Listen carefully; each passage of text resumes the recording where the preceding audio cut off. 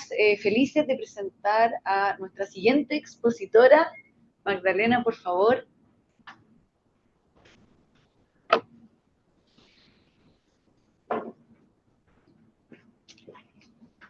Ella es María Magdalena Bersovich Orrego, es abogado de la Pontificia Universidad Católica de Chile y magíster en Dirección y Gestión Tributaria de la Universidad Adolfo Ibáñez, y el día de hoy va a presentar una exposición sobre las modificaciones al DFL número 2 y su agudización o la agudización de la crisis habitacional. Ahí vamos a saber cuánta influencia tienen estas modificaciones legislativas. Así que, Magdalena, bienvenida y muchas gracias por aceptar nuestra invitación. Gracias, Rocío, muchas gracias a la universidad, saludo a todos los que están aquí en la sala, a los que nos están viendo de manera telemática, y me gustaría contarles un poco lo que va a versar la exposición mientras se proyecta aquí en la ayuda memoria. Básicamente lo que vamos a revisar es la historia breve del decreto con fuerza de ley número 2, ¿no es cierto?, de carácter habitacional, que tenía por objeto incentivar, como lo decía la misma norma y la historia de la ley, y promover al sector inmobiliario y no al pequeño inversionista, como muchas veces se repitió en las distintas sesiones en el Congreso para convencernos de que esto era un beneficio para aquellas personas que querían invertir en inmuebles y no necesariamente para aquellas personas que necesitaban tener una vivienda. Ahí un poco lo que se señala, bueno, yo soy, como decía la Rocío, abogado de la Universidad Católica, recibí hace ya muchos años, magíster en Dirección y Gestión Tributaria, y para aquellos que no me conocen, hago clases en algunas universidades y también asesorado a candidatos presidenciales en propuestas tributarias que parecen ser bastante atractivas, que en otros países han funcionado. Entre ellas, cuentan también con propuestas en materia de vivienda. Yo quería empezar con esto aquí. Rocío, no sé si esta es la presentación. Sí. Se demora. Okay. Ahí está. Voy a empezar un poco para tratar de emocionarlo, porque dicen que solo cuando uno se emociona aprende, ¿ah? O se le quedan grabadas las cosas que quiero tratar de transmitirles, que para mí fueron súper importantes al momento de elaborar esta presentación. En el año en que estaba el ministro Montes, hasta hoy día en realidad, ministro de la Vivienda, dice que las viviendas sociales han disminuido un 40% durante la gestión del ministro Montes. Yo no estoy diciendo con esto que el ministro tenga la culpa. Él solo está administrando los efectos que se ha producido en la construcción, las distintas medidas que se han tomado y que han tenido como consecuencia dramática una baja en todo lo que tiene que ver con construcción y con viviendas. Siguiente. Yo lo puedo mover de acá, ¿no? Sí. Después también tenemos que dice que no solamente son las viviendas sociales las que han caído, sino también viviendas nuevas han caído también en más de un 40% la cantidad de viviendas que están a disposición de las personas para poder ya sea comprar a través de créditos hipotecarios o arrendar. Ya hay una oferta bastante importante hoy día en el mercado que está apuntando a el arrendamiento de propiedades más que a la compra, dada el castigo que ha tenido el mercado bancario en relación con los créditos hipotecarios. Ustedes hoy día van a tratar de comprar un inmueble, generalmente les van a pedir bastante más que un 25% o un 20% de pie, que era lo que usualmente a uno le pedían para poder ir a un crédito hipotecario, y después las tasas hoy día están siendo prácticamente imposibles y los requisitos de acceso al crédito están orientados también, como les decía, a no solamente poner más allá de un 20, sino que casi un 40, y generalmente las rentas que sirven de base para el otorgamiento de los créditos hipotecarios también han aumentado. Entonces, tenemos lo que se llaman las generaciones sin casa, ¿ya? Que son las generaciones que hoy día quieren acceder a una vivienda y la única manera que tienen para hacerlo es a través del arrendamiento de inmuebles y no a través de la adquisición. ¿Ok? La próxima, Gonzalo. Aquí hay más más emoción, tratando de darle un poco de carne a este tema que a lo mejor puede ser un poquito complejo. También la crisis hoy día de la construcción es dramática, tenemos empresas inmobiliarias en proceso de reorganización, lo que antiguamente se llamaban quiebras, de manera aquí a la orden del día. La próxima. Y también, la próxima vamos a hacerlo. Y también, y para ya aterrizar un poco, lo que no quiero es establecer una relación causa-efecto, de que porque nos eliminaron o restringieron los beneficios del decreto con fuerza de ley número 2, la vivienda hoy día tiene la situación dramática que trataba de representar en las láminas anteriores, pero sí es un factor que incide. Entonces, vamos un poquito con y disculpen aquellos que sí tienen todos los conocimientos, pero es importante repasar un poco de qué estamos hablando cuando hablamos de un decreto de ley con fuerza número 2. ¿Por qué hablamos de un decreto con fuerza de ley número 2? Porque es una norma que se hace cargo, ¿no es cierto?, del incentivo a la construcción y a la adquisición de viviendas de carácter económico, entendiendo por económicas aquellas viviendas destinadas a la habitación que tienen una superficie útil de no más allá de 140 metros cuadrados. Si nosotros estamos frente a ese tipo de vivienda, vamos a tener una serie de beneficios que están establecidos en este decreto con fuerza de ley, que desde sus inicios hasta su primer recorte en el año 2010, básicamente lo que decía es que estos beneficios, primero, tenían una rebaja al momento de ser inscrito en el conservador de bienes raíces. Si el conservador cobraba 100.000 pesos por inscribir esa propiedad, si yo iba con un decreto ley con fuerza número 2, es decir, con una escritura que tenía inserto que yo estaba comprando un DFL2, ese arancel disminuía en un 50%.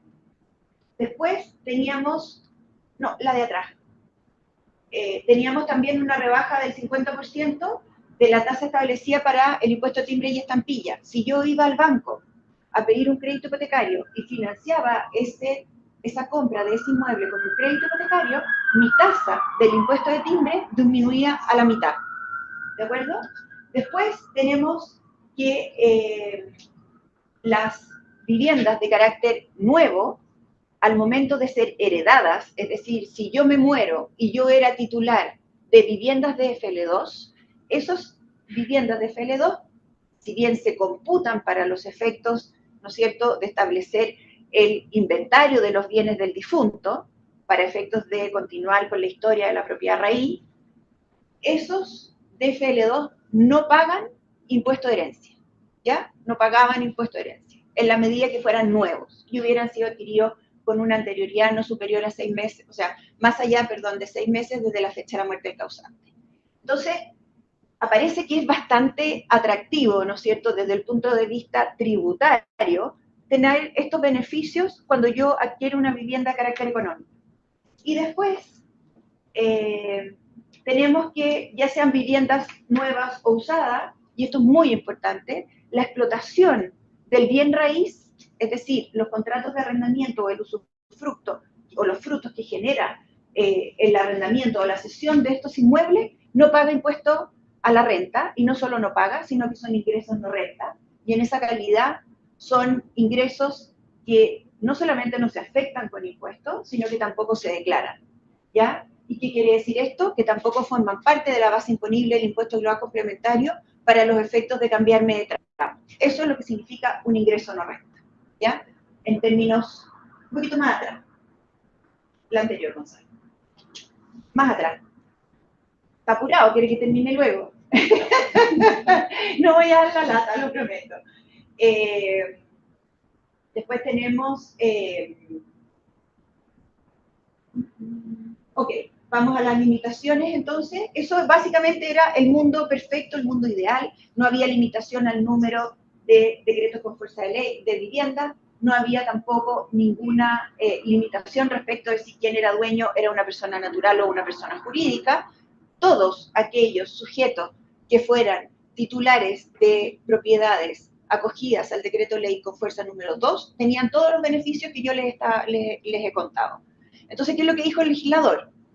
En el año 2010, producto del terremoto, tuvimos, ¿no es cierto?, la necesidad de crear flujos importantes hacia las arcas fiscales para poder ir en ayuda de aquellas personas que fueron víctimas, ¿no es cierto?, del terremoto y poder generar procesos de reconstrucción. Entonces, lo primero que se dijo, oiga, mire, ¿sabe que el DFL2 parece que está muy generoso? Hay estudios por ahí que dicen que había personas que tenían más de 1000 decretos por fuerza de ley, 1000 viviendas con estas características, y las 1000 rentas no pagaban impuestos, y solo 2 tampoco, perdón, y sin límite tampoco pagaban impuesto de herencia. O sea, había muchos beneficios, pero por unos poquitos contribuyentes que el Servicio de Impuestos Internos era capaz de detectar, ¿no es cierto?, que no fueron más allá de 30 o 40 personas o sociedades,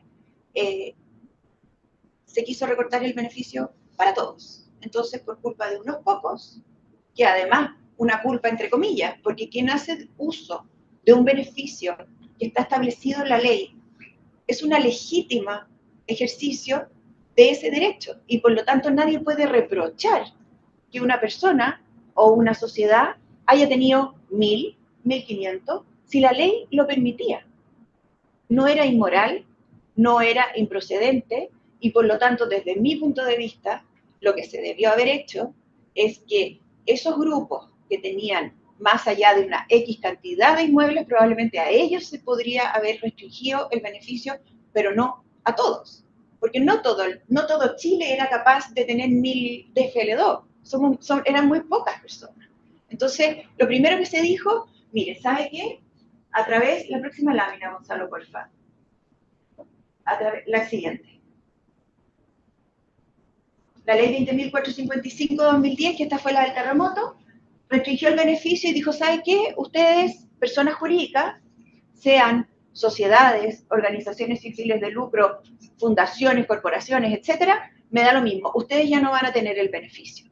Las únicas personas que lo van a tener van a ser las personas naturales, y yo voy a restringir 2 de FL2, pero con una salvedad. Se mantuvo el beneficio respecto de aquellas de FL2 de que eran titulares hasta ese momento esas personas. Es decir, la técnica legislativa en ese momento, a mi entender, fue correcta porque respetó los derechos adquiridos. ¿Ya? Y después vamos a ver por qué les estoy diciendo esto.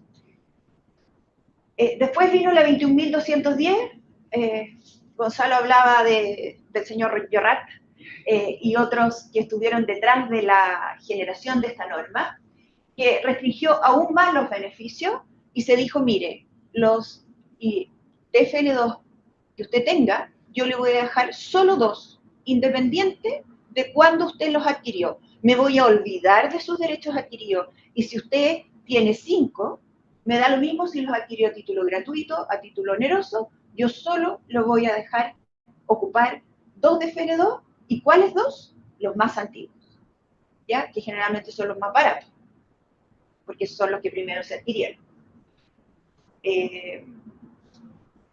La siguiente.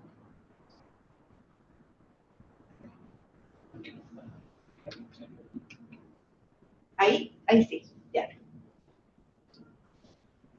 Bueno, y aquí viene un poco, porque esto de los beneficios del DFL2 probablemente le estoy dando la lata a muchos, pero aquí viene algo que para mí es muy interesante y que dice relación en el fondo con qué pasa con la técnica legislativa cuando nos encontramos frente a un decreto con fuerza de ley número 2, que lo que hace es establecer que como en la escritura pública de enajenación de un DFL2, la ley establece en el artículo 18 del decreto con fuerza de ley, dice, ese permiso debe ser reducido a escritura pública que lo firma el tesorero comunal respectivo en representación del Estado y del interesado. Entonces ahí entramos, para mí, donde está el kit de este asunto, que es el fisco el que celebra un contrato con el particular. Yo estoy celebrando un contrato ley. Y por lo tanto, el contrato, como es una ley para las partes contratantes, solo puede ser alterado, ¿no es cierto?, por la voluntad de ambas partes. Y si unilateralmente alguien no quiere cumplir, debe indemnizar a quien se ve perjudicado por alterar las condiciones de ese contrato. Entonces, el fisco representado por el tesorero comunal que concurre a la firma de la escritura, ¿no es cierto?, el legislador parece que se le olvidó que esto era un contrato. Y al ser un contrato, como les digo, y repito, es una ley para las partes. Por lo tanto, el legislador, cuando quiera eliminar el beneficio o cuando quiera, ¿no es cierto?, acotar el beneficio, debe tener necesariamente la voluntad de indemnizar los daños y los perjuicios que se producen con ocasión de esa derogación o de esa restricción. Y eso no está en ninguna parte.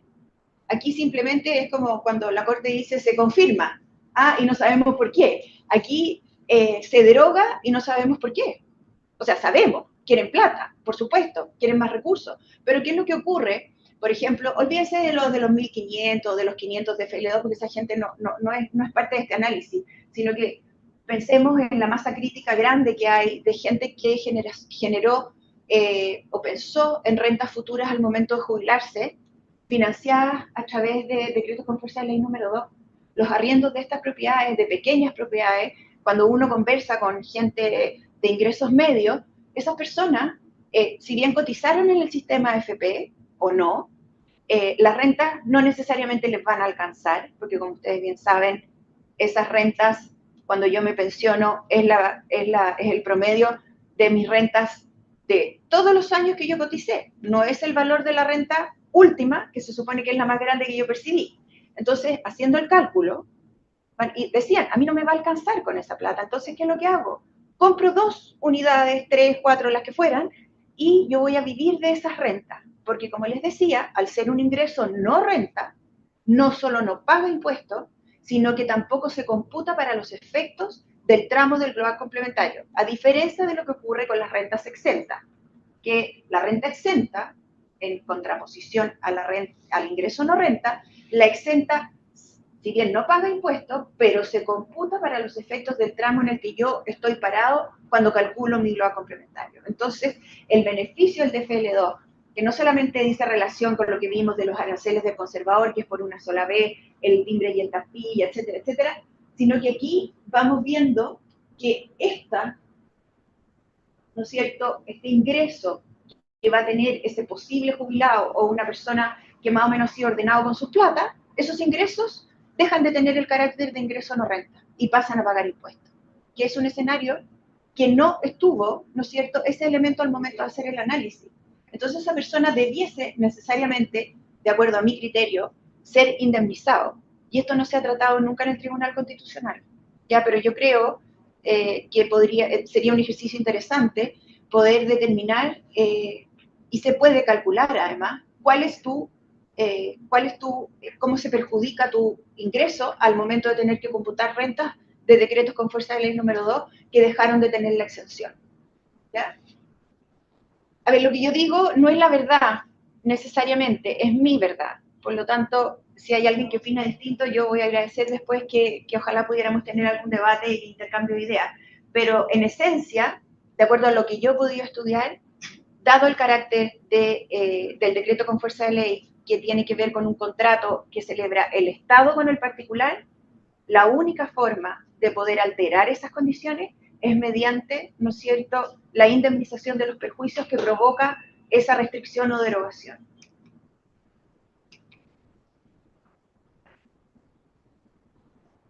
Aquí está un poco más la doctrina de esto que les digo yo, de que no se puede unilateralmente desahuciar este contrato porque se trata de convenciones de carácter bilateral, de modo que los beneficios que otorga son para los terceros un derecho adquirido, la posibilidad de modificaciones futuras.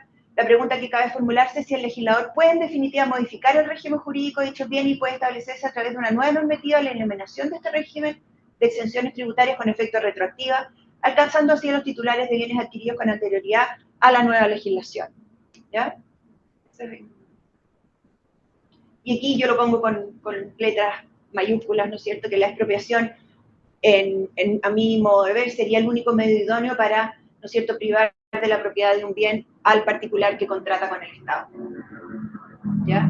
Y los adquirentes de estos bienes inmuebles que están sometidos a la normativa del decreto con fuerza de ley número 2 de buena fe, entienden que las exenciones se mantendrán en el tiempo teniendo en consideración que, como lo ha reconocido la propia jurisprudencia, se trata de un verdadero contrato ley suscrito entre el particular y el Estado. Creo que con estos son argumentos bastante potentes para poder empezar a armar una presentación de esta naturaleza en el Tribunal Constitucional. El proyecto de ley, que como bien decía Gonzalo, todavía no es un proyecto, sino que indicaciones, y más bien son cosas que uno se entera por la prensa. Aquí hay un desorden desde el punto de vista conceptual. Además, a mí me gustaría retroceder un poquito, y no sé qué es lo que piensan ustedes, pero el proyecto de reforma tributaria fue rechazado el año pasado, más o menos en marzo de este año, o abril, no me recuerdo bien. Y de acuerdo a la Constitución, no se puede, ¿no es cierto?, volver a presentar un nuevo proyecto sino hasta un año después. Lo que tenemos es que el Ejecutivo debiera mandar indicaciones respecto de ese proyecto rechazado para los efectos de poder cumplir la normativa constitucional de la tramitación de este tipo de reformas. Y nos enteramos, ¿no es cierto?, por la prensa, como alguna presidenta que tuvimos en este país, que lo que se quiere ir a buscar es definitivamente derogar los beneficios del decreto con fuerza de ley número 2 y acotarlo a solo 1. Me gustaría revisar, y no sé si está disponible, Rocío, un estudio que me pareció muy interesante, que hizo, no lo hizo el señor que aparece ahí en la foto, lo hizo lo hizo Javier Hurtado, que es el secretario de estudios de la Cámara Chilena de la Construcción, que habla, y por eso lo cito, porque no quiero plagiar, sino que esto es su estudio. Yo le avisé que iba a usar, el estudio está disponible en la página web de la Cámara y en distintos lugares. Pero aquí lo que hay, y es un poco el efecto que quiero que nos quedemos, más que la técnica del estudio, que es un estudio muy serio, que habla de lo que se llama el PIR, que es Price Income Ratio. ¿Y qué significa esto? Se calcula el ingreso promedio de los hogares en Chile y se establece que el ingreso promedio, supongamos que es 100. Y después se busca el valor promedio de las propiedades disponibles. Y eso también nos da un promedio, supongamos que 30. Entonces, en base a esos dos ratios, se construyen lo que se llama la cantidad de años que debe destinar un hogar promedio para comprar una vivienda de precio promedio, ¿ya? Entonces, por ejemplo, si tenemos un índice de 4, significa que un hogar de ingreso promedio necesita destinar 4 años de todos sus ingresos para adquirir una vivienda de precio promedio, ¿ya? Así se construye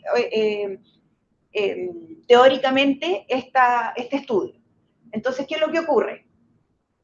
Si consideramos que un hogar no debiera gastar más de un cuarto de su ingreso en gastos de vivienda, porque hay estudios que siempre determinan, y los bancos también te dicen que tu dividendo no debe ser superior a 4 veces tu renta, podemos estimar que la cantidad de años que el hogar promedio puede endeudarse en un crédito hipotecario es la siguiente. Entonces dice, menos de 3, entre 3 y 4, 4 y 5, mayor a 5, y cada uno de estos determina si esto es posible para los hogares, ¿ya? Y lamentablemente Chile está en un nivel mayor a 5, porque esa gente debe destinar más de 45 años de un crédito hipotecario para adquirir una vivienda de valor promedio, con un ingreso promedio. ¿Y qué significa eso de acuerdo a este estudio? Que esto va a ser severamente no alcanzable. Porque ¿cómo podemos pensar que alguien va a trabajar 45 años completos? No es que 45 años en demorar en pagar el crédito hipotecario, sino que 45 años completos de trabajo para comprar una vivienda. Entonces esto es dramático. Esto no, quiero ser, eso sí, justa con la exposición. No significa que la derogación del DFL2 haya producido este efecto, sino que son cosas que van como agregando más injundia, ¿no es cierto?, en esta cazuela que no nos vamos a poder tomar porque está súper caliente. ¿Cómo nos vamos a poder demorar 45 años trabajando para pagar una vivienda de valor promedio en Chile? Esto es demencial. Entonces, y aquí en Chile se estimó, de acuerdo a la CACEN, que el promedio de ingreso para el año 2019 era de 33,8 UF mensuales, ¿ya? Cerca de como 1 millón de pesos. Ingreso promedio de la población en las cuentas CACEN. Entonces después se dijo, el precio promedio de la vivienda en el mercado privado para Chile se obtuvo en base de datos de la encuesta inmobiliaria de la Cámara Chilena de la Construcción, que alcanzó un valor de 3.089 unidades de fomento. Tampoco estamos hablando de una vivienda carísima, estamos hablando de una vivienda de 100 millones de pesos valor hoy, más o menos. Entonces, en base a esto, el índice de la vivienda en Chile, nosotros tenemos un PIR de 7,6. ¿Qué significa esto?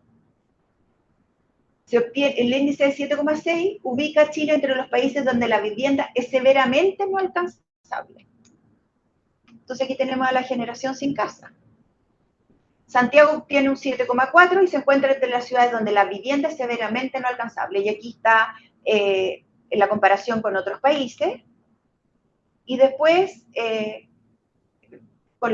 es similar más o menos a las grandes ciudades de países desarrollados, es decir, estamos a nivel de Londres, estamos a nivel de Toronto, que también son lugares donde las viviendas son inalcanzables.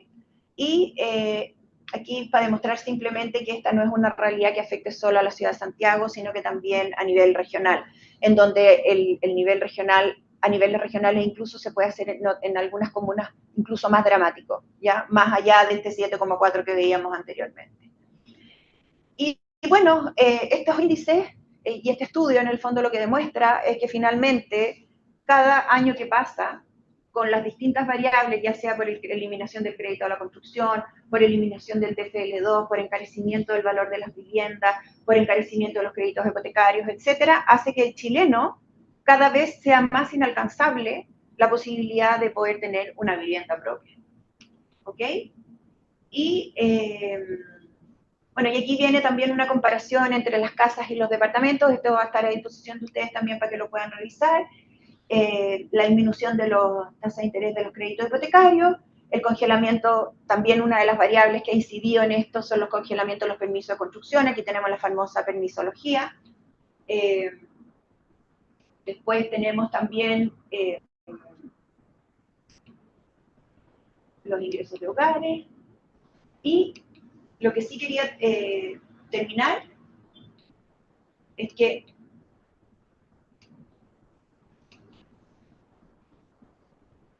no vamos a seguir revisando el estudio porque lo otro ya no es atingente a lo que estamos conversando, pero sí es importante saber también que mediante la eliminación de la no tributación del mayor valor en la venta de bienes raíces para personas naturales, ¿no es cierto?, que no fueran habituales, y se cambia el sistema a las famosas 8.000 UF con el 10% en caso de que se exceda ese tope. Eso también ha hecho que las viviendas en el tiempo han aumentado su valor real en casi creo que era 150 o 200%, y por otro lado, tenemos que los ingresos no se han reajustado en esa misma proporción y por lo tanto la posibilidad de adquirir vivienda cada vez también se ve más lejos.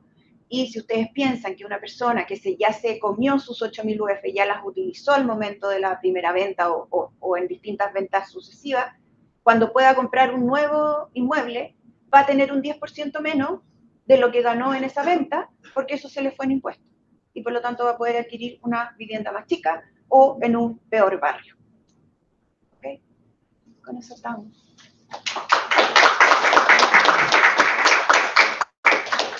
Muchas gracias, Magdalena. Bueno, bien impresionante el análisis que haces o la reflexión que haces en tu exposición sobre el inculcamiento de derechos respecto de las modificaciones, limitaciones, restricciones al DFL2. Entonces, la pregunta, o en realidad si puedes profundizar respecto de esta reflexión, cómo, si es que hay o no requerimientos ante el Tribunal Constitucional, porque aquí vemos, como tú indicabas, en que hay una vulneración incluso constitucional en la violación al derecho de propiedad y al sistema para privar de la propiedad a los ciudadanos, que también está consagrado a nivel constitucional a través de la expropiación, y con estas restricciones o limitaciones, como tú bien indicabas en la exposición, no hay indemnización de por medio. Entonces, si pudieras ahí quedarte unos segundos más y también decirnos si es que hay requerimientos al TC, cómo ves tú si es que pudieran impulsarse, o sea, como alguna buena noticia en ese punto, para no quedarnos tan amargados, sobre todo el público tan joven que está acá, y respecto de la adquisición. De los de la dificultad. severamente, como decía el estudio, severamente improbable. Así que por eso por ahí podría haber algún tema. Sí, bueno, cuando uno contrata con el Estado, ¿no es cierto?, está lo que se llama la confianza legítima, que para mí es súper importante. O sea, ¿se acuerdan del decreto ley 600, el antiguo Estatuto de Inversión Extranjera, ¿no es cierto?, que garantizaba a los inversionistas extranjeros cuando venían a Chile a poder repatriar los fondos que ellos traían, independiente de lo que pasara en el país, tenían asegurado, ¿no es cierto?, la repatriación de sus capitales, y que eso se derogó, pero se mantuvo aquellos contratos que estaban vigentes. Fue una derogación que, entre comillas, la confianza legítima de los inversionistas no fue vulnerada, porque se respetó.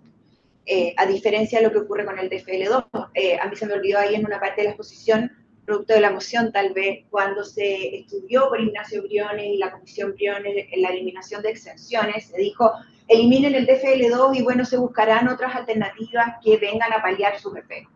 Y cuando uno ve las eliminaciones en los distintos proyectos, en las distintas leyes que se han pasado, uno en ninguna parte ve dónde está, junto con la exención o la eliminación de esa exención o restricción, dónde está la herramienta útil, ¿no es cierto?, que lo viene a reemplazar. Eso se ha olvidado. También, Rocío, en la historia de la ley, en la historia fidedigna de la ley, también ha habido mentiras de los políticos que han estado a cargo de los procesos de reformas tributarias que han indicado que el estatuto del DFL2 era para los pequeños inversionistas. Eso nunca ha estado en ninguna mensaje del decreto con fuerza de ley, no ha estado nunca en la boca del legislador. Esto se hizo para construir viviendas económicas y para incentivar la actividad inmobiliaria. Por lo tanto, cuando se legisla con antecedentes mentirosos de gente que, o por mala fe, o por ignorancia, no leyó la historia de la ley que está tratando de cambiar, ocurren estos fenómenos, que se instalan, ¿no es cierto?, derogación o se inconculcan derechos adquiridos legítimamente por los ciudadanos en una legítima confianza, contratando con la autoridad. Y por lo tanto, de esa técnica legislativa débil o derechamente mala, necesitamos tener la contraprestación que el fisco tiene que hacerle al particular.